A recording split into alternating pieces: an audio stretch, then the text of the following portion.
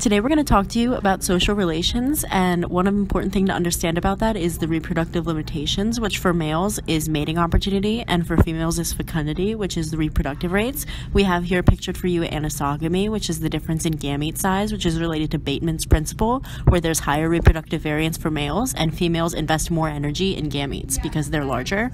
We also have two charts showing that the larger zygote is the more surviving zygote for females, and for males, smaller sperm is less nourishing but goes faster, and larger sperm is more nourishing and it goes slower, which is an example of disruptive selection. And Charles Darwin was one of the first to describe this sexual selection by observing the extravagant features that certain species had, which seem to attract mates and are driven by a variance in mating success, and some features appeared to be detrimental to survival but were a trade-off between attracting mates for reproductive success and survival rates based on attracting predation, which is shown here in the example with the guppies.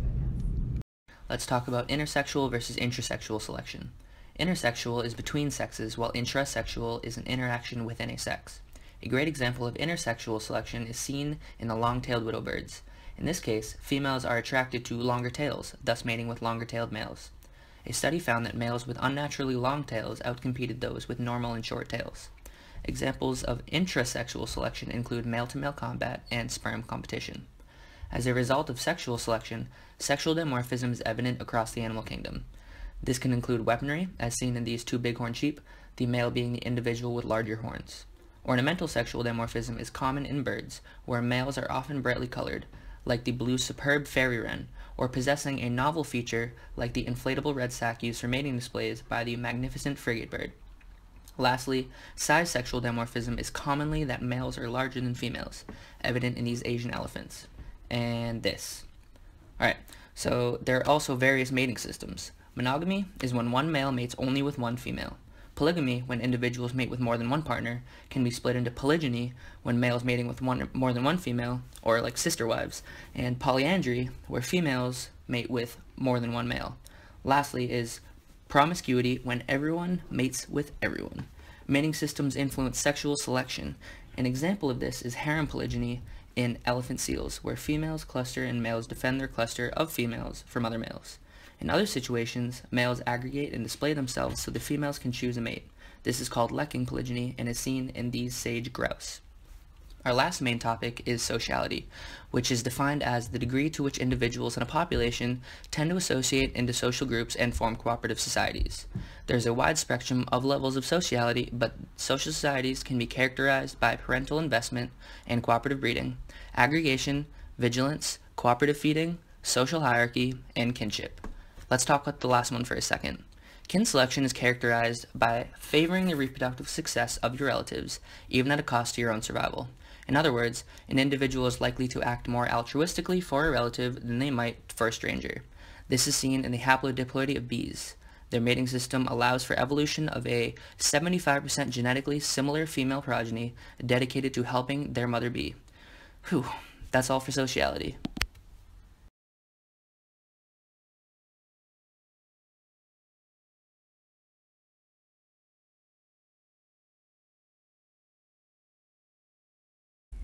What is a population? A population is defined as a group of individuals of the same species that live within a particular area and interact with one another. Some basic concepts you should know are that 1. We estimate population abundance and density with sampling, and we use models to predict. 2. Populations of a species are dynamic. They vary over time and space. 3. Patchy populations are limited by habitat suitability, historical factors, and dispersal. And 4th, the dispersion of individuals depends on essential resources, competition, dispersal, and behavioral interactions. Recall the various methods of dispersal presented to us. There are animal vector, passive navigation, H2O transport, wind transport, emigration, and coordinated gamete release. On this slide, there are some examples of density-independent dispersal, such as animal vector and wind transport, but also examples of density-dependent dispersal, such as coordinated gamete release. Among the types of dispersal mentioned above, coordinated gamete release is the only density-dependent dispersal type and is active. Two examples are the Isoglossa woodii and the Orbicella species complex. Two other types of dispersal types are natal dispersal, which is the permanent movement of an individual from its birth site to the place where it reproduces or would have reproduced had it survived, and breeding dispersal, which is the movement of adults between breeding attempts. Now, it's important to remember that populations do not exist in a vacuum. Populations with high dispersal can mean metapopulations, in which case gene flow occurs between the many subpopulations. In this case, there's a high degree of relatedness between the subpopulations. Now, should there be no gene flow between them, allopatric speciation is probable. So, why even disperse? The causes can be split into two categories, proximate and ultimate. Proximate is the more immediate reason, whereas ultimate can almost be described as the adaptive significance. So, two questions. Question 1. How could high dispersal capability limit genetic diversity? Two answers. Patchy distributions and low natural selection. Question 2.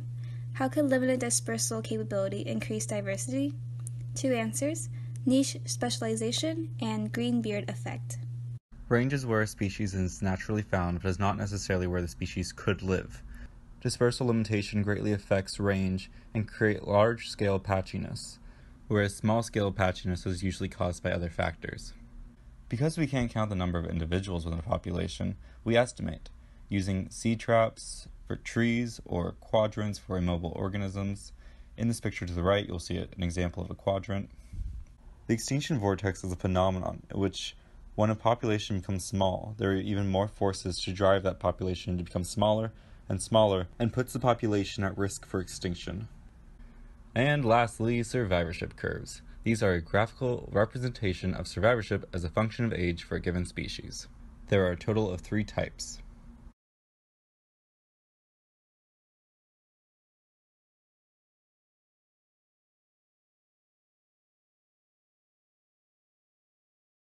Life history is a record of major events related to growth and development, such as growth speed and size.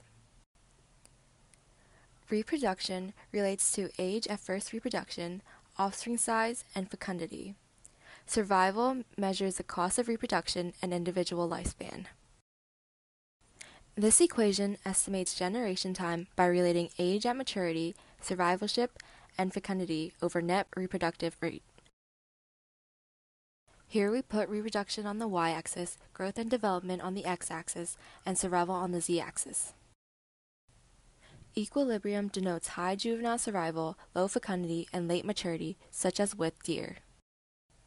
Opportunistic history relates to low juvenile survival, low fecundity, and early maturity, such as guppies. Periodic history relates to low juvenile survival, high fecundity, and late maturity, such as with crocodiles. Here we see that fish have a great range of life history strategies. We see that birds have a much lower range, whereas mammals have the lowest range.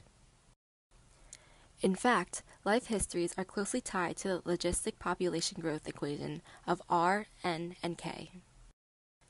R-selected species live in unstable, temporary, frequently disturbed habitats. To survive, they maximize reproduction and have a rapid population growth. This leads to early maturity, large clutch size, small parental investment, and short generation time. Conversely, K-selected species live in stable, predictable, rarely disturbed habitats. They tend to maximize competitive success and performance in crowded conditions. This leads to delayed maturity, small clutch size, high parental investment, and long generation time. There are trade-offs among growth, reproduction, and survival. For example, reproducing may lower survival and future reproduction. Current growth may lower or delay reproduction, and investments in defense may lower survival or future reproduction. There are also trade-offs between size and number of offsprings. More offsprings corresponds to smaller size offsprings, and vice versa. Between growth and reproduction, early maturity is accompanied by slowdown or stop in growth. Early reproduction is associated with a fast-growing population. If early survival is more probable, lifetime for reproduction is maximized by delaying first reproduction. Humans may influence a species' age of reproduction and size. For example, Arctic cod overfishing has led to the species being forced to reproduce earlier, leading to a lower median age of maturity. Also, yellow eye sport fishery has led to larger fish being overfished, causing selection for smaller yellow eye. Life history responds to natural selection. Organisms can adapt by modifying responses to predation, habitat disturbance, mutualists, pathogens, and competitors through changes in behavior, reproductive strategies, and phenotypic expressions.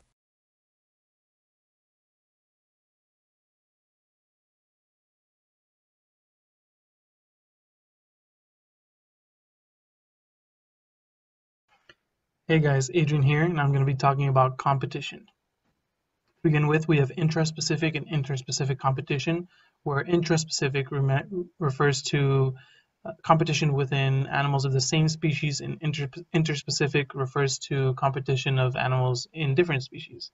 Our four main examples of competition are interference, which is direct, preemptive, which is also direct, exploitation, which is indirect, and apparent, which is also indirect. So from our general population dynamics and population density formula, we can split it into two different formulas, each one for a different species, a different organism, while at the same time considering the competitive effect of the other organism. Remember that from these equations, we can take the quotient portion of it and solve for 0 and then eventually solve for n to find the equations that we can then graph to find the isoclines of each organism. So to better visualize this, we are considering a scenario with two students who both have to study for exams and both are consuming caffeine to stay up. Here is the isocline of student 1, where K1 represents the capability of student 1 being able to stay up late at night and studying. And alpha and beta, which you will see in the next slide, refer to the amount of caffeine consumed. So when we put both isoclines together in this scenario where student 1 drinks more coffee than student 2, we see that over time, student 1 will be able to stay up later because student 2 will reach a biological limit and eventually be outcompeted. And the opposite is true here in this scenario where student 2 drinks more coffee and student 1 is biologically limited. One of the scenarios where the isoclines can cross is density dependence, and here we're basically talking about the end result being dependent on the initial force or the initial competition force of one organism in comparison to the other. So in this instance, Darth Vader has an initial stronger force and therefore defeats Luke. And in the second scenario, Luke has more initial force, more initial strength, and eventually defeats Darth Vader. And then in a system or in a scenario where we have equal external factors acting on both parties, there is an equilibrium, and at the end, no species or no competitor ends up outcompeting the other. Thank you, guys.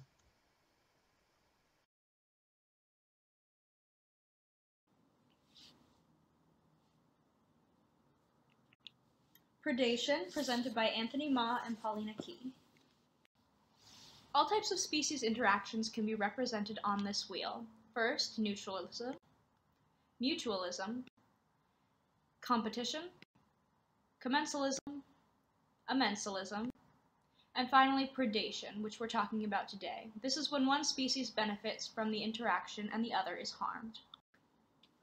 Predator and prey interactions can have a variety of effects. As predators consume prey, they can have a ranging effect on the prey populations from virtually no effect on, as we see in wild dogs and cheetahs, on Thompson's gazelles due to the gazelle's sheer size, or a large effect on the prey population where the Nile perch was introduced and consumed all of the cichlid fish in the river. Many predators consume a range of prey types. Some predators concentrate on whatever prey is most abundant. Here we can see a lady consuming a large amount of fruits and vegetables while the man focuses himself on his prey, the Big Mac. Some specialized predators will suffer from the loss of their prey, such as the black-footed ferret and prairie dog. We can model predation using the logistic growth model, but taking into account predator and prey populations. With the assumption that predation prevents prey from reaching carrying capacity, we can drop the term 1 minus n over k from the model. The exponential growth curve, however, is inadequate. We need to account for prey removed by predators, which depends on 3 factors: predator density, prey density, and capture efficiency. Thus, our prey population growth is equal to exponential growth minus the number of prey lost to predators. For the model for predator populations, we need to account for the birth rate of the predators, the rate of predation, and the death rate. This is an overview of the 2 equations. The Laca-Volterra predator model makes several assumptions. The first assumption is that prey will grow exponentially when predators are absent. Thus, we can have an army of bunnies without any predators around. The second assumption is that predators will starve in the absence of prey. The last 2 assumptions are that predators can consume infinite quantities of prey and that there is no environmental complexity. When we solve for the predator and the prey equilibria, we set both of their equations equal to 0 and we end up with these equations. The prey equilibrium is in terms of the predator, while the predator equilibrium is in terms of the prey. When we put the isoclines together, we are essentially overlaying these 2 graphs on top of each other. Prey, or dn over dt, is always on the x-axis, and the predator density, or dp over dt, is always on the y-axis. The equilibrium for each species is represented by the line in the center of their charts. When we put the 2 graphs together, we get this graph on the left. In the center of the graph is where the 2 equilibrium meet, or the joint equilibrium. The 2 lines of equilibrium make up 4 quadrants. When we add the vectors of both predator and prey in each quadrant, we can create new vectors shown in the graph on the right. Thus, the isoclines together form vectors that give the predation analysis a cyclic model that shows how the predator and prey population sizes affect each other. We can see the result of these predation cycles when we analyze predator and prey populations. The population cycle are in synchrony, but out of phase, as we can see in the graph below. If we take this into the real world, we can see this happening in our classic example of the lynx and hare populations cycling one after the other.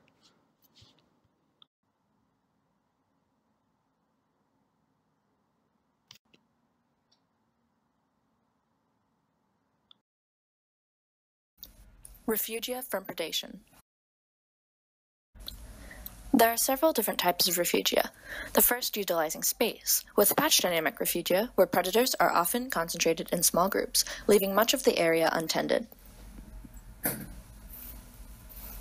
For example, with lions.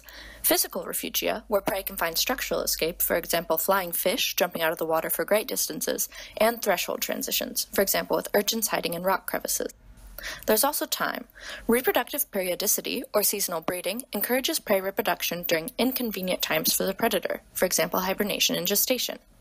With predator satiation, prey produce more young than the predators could possibly eat, for example, with sea turtles. There's also size. This limits the predator via capture efficiency or mechanical manipulation, for example, with bears and salmon. Numbers. There is survivorship via aggregation with fish schooling and also predator swamping or mass cohort recruitment with the great crab migration. Ecology of Fear, a case study between sea otters and orcas. As the orca population underwent a prey switch to focus on sea otters, otters were suddenly extremely exposed to the effects of mass predation. They were forced to restrict their habitat use from their ideal habitats in which they are easy prey for orcas to less ideal habitats that are inaccessible to orcas. This is known as predator-mediated habitat use. Laca-Volterra state space model does a great job at explaining the relationship between predator and prey populations.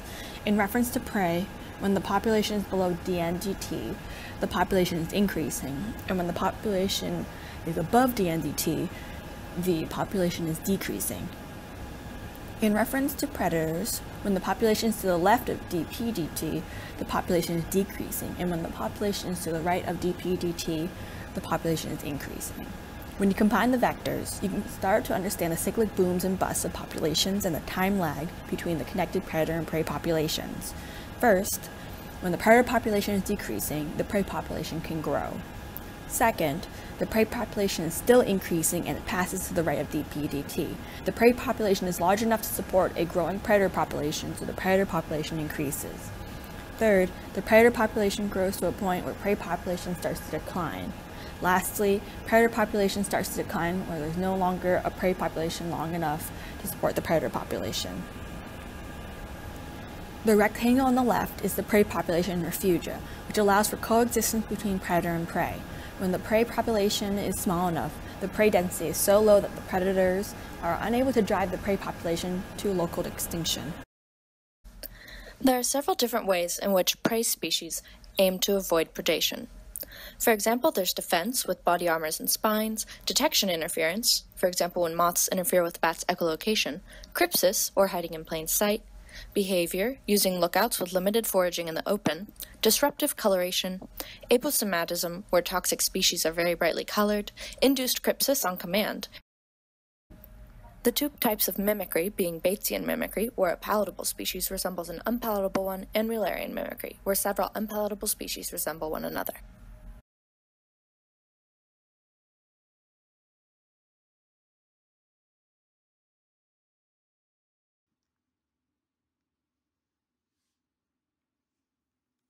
So our lecture was on mutualism, which is a plus-plus or mutually beneficial relationship between two species.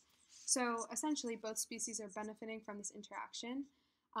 These benefits can vary from one species being a food source for the other, one species providing some sort of refuge or defense or vigilance for the other, one species cleaning parasites of another, or being a source of pollination, and a bunch of other benefits. And we used the shrimp and goby example in class a lot to describe this mutualistic relationship where the shrimp rely on the goby to provide vigilance from predators, whereas the goby use the shrimp for a burrow or place to live. So there's two different characteristics, facultative and obligate, in this relationship. Facultative means that the species is independent and doesn't rely on or necessarily need the other species that it's in a mutualistic relationship with, and that without the other species, their carrying capacity and population size would match the natural environment.